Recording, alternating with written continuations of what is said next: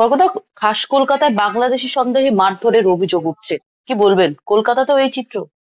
বাংলাদেশি সন্দেহে না, বাংলাদেশি বলে অভিহিত করে। ঠিক আছে, কারমাইকেল হোস্টেল, যেটা ক্যালকাটা ইউনিভার্সিটির হোস্টেল, সেখানে ইঞ্জিনিয়ারিং, ল, বাংলা, ইংরেজি এর ছাত্ররা থাকে। ঠিক আছে, এটা আবাসিক হোস্টেল। সেখানে শিয়ালদা মার্কেট, যেটা কিনা এখন প্রায় ইউপি বিহারের লোকজন দ্বারা সম্পূর্ণ প্রায় দখল হয়ে গেছে, সেখানে তারা মোবাইল কভার কিনতে যায়। শিয়ালদা যে ব্রিজ, সেটার বাদিকে সুরেন্দ্রনাথের দিকে যে জায়গার দিকটা নেমে যাচ্ছে, সেখানে যে মোবাইল দোকানগুলি রয়েছে, 100 টাকা দাম বলে, 60 টাকা দাম বলে। ছাত্ররা কজন বেরিয়েছিল, দামাদামি যেরকম হয়, তার মধ্যে তারা এই বাংলায় এই দামাদামিটা করে। তখন এই দামাদামির মধ্যে তাদের বলা হয় হিন্দি মে বল, বাংলাদেশি। ঠিক আছে, এগুলি বলতে শুরু করা হয় বাংলা বলার জন্য, এবং তারপরে তাদের মা, বোন ইত্যাদি তুলে অশ্রাব্য গালাগাল করা হয়। তখন তারা প্রতিবাদ করে, বাঙালি ছাত্ররা। এবং তখন এই তথাকথিত দোকানদার, যাদের মুখের ভাষা ছিল হিন্দি, তারা সংগঠিত অবস্থায় ছিল, সেটা বোঝা যাচ্ছে। তার কারণ তারা খুব দ্রুত আহ যে হকি স্টিক, তারপরে ছুরি, তারপরে যেটাকে বলা হয় মানে দেশি বন্দুক, কাট্টা যেটাকে বলা হয়, সেই জিনিসগুলি বার করে এবং ভয়ঙ্কর ভাবে ঝাঁপিয়ে পড়ে। তাদের খুব দ্রুত ওখানে, তাদের যেহেতু বিশাল হু হু করে ইউপি বিহার ঝাড়খণ্ড থেকে লোক ঢুকেছে, তারা বিরাট সংখ্যায় বাঙালি ছাত্রদের পেটাতে থাকে, মারতে থাকে, ছুরি চালায়, রক্তাক্ত করে। 12 জন আহ আহত হয়েছে।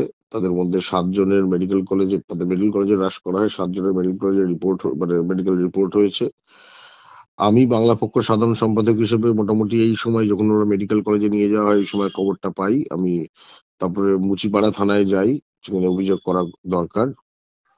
সেখানে ছাত্ররা তখন অলরেডি জমায়েত করতে শুরু করেছে। আমি ধরুন মোটামুটি রাত 1টায় পৌঁছই, ভোর 4:30 অব্দি ছিলাম। ছাত্ররা সন্ত্রস্ত, কিন্তু প্রচন্ড রেগে আছে। একটাই কথা, আজকে সারা ভারত জুড়ে বহিরাগতদের দ্বারা ওখানকার যারা উড়িষ্যায় বাঙালি মার খাচ্ছে, পশ্চিমবঙ্গে ফেরত আসছে। রাজস্থানে বাঙালি মার খাচ্ছে, পশ্চিমবঙ্গে ফেরত আসছে। গুজরাটে বাঙালি মার খাচ্ছে, পশ্চিমবঙ্গে ফেরত আসছে। দিল্লিতে বাঙালি মার খাচ্ছে, পশ্চিমবঙ্গে ফেরত আসছে। রাজস্থানে বাঙালি মার খাচ্ছে, পশ্চিমবঙ্গে ফেরত আসছে। মহারাষ্ট্রে বাঙালি মার খাচ্ছে, ফেরত চলে আসছে পশ্চিমবঙ্গে।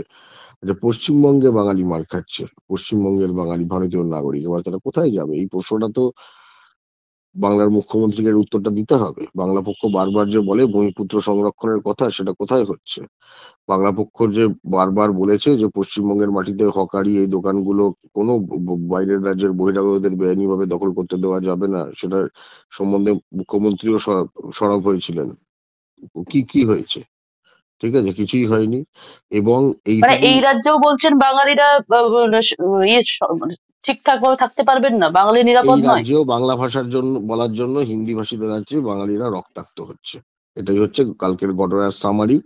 এবং এই যে কাঠটা বন্দুক আছে, যাদের হকি স্টিক আছে, নিশ্চয়ই হকি স্টিক বিক্রেতা ছিল না তারা, তাই না? তো এবার কথাটা হচ্ছে যে এই যে একখানে যখন বেআইনি দোকান এরকম যে এই যে বসেছে যেগুলো হিন্দি ভাষীদের, প্রশ্নটা হচ্ছে অন্য রাজ্য থেকে এসে তারা এগুলো পেয়ে গেছে।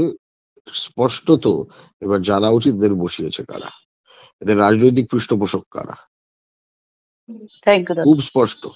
হুম হুম। বাংলা পক্ষ আজকে শুক্রবার সন্ধ্যে 6টায় শিয়ালদা স্টেশনের সামনে এর প্রতিবাদ ডাক দিয়েছে, প্রতিবাদ জমায়েতের। ওকে দাদা, থ্যাংক ইউ দাদা। আরো ভালো ভালো খবর দেখতে সাবস্ক্রাইব করুন বাংলা হান্টের ইউটিউব চ্যানেল।